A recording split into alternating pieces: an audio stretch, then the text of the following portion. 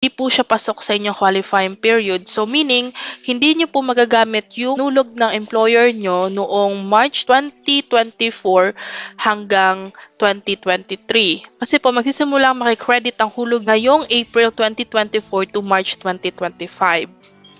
So kaya kailangan mag-voluntary na po agad kayo or pumunta kayo sa SSS office at mag-voluntary contribution para ma-change na din po yung status nyo. So kailangan ay mahulugan nyo na po ito as soon as possible. Meron din pong ibang dahilan or reason kung bakit tayo na-reject.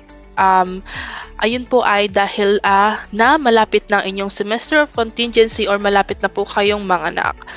So, kailangan ay makapaghulog po kayo ng inyong qualifying period hanggang March 2025. Kasi po kapag April 2025 na, tsaka pa lang kayo maghuhulog, hindi na po siya makakount for your maternity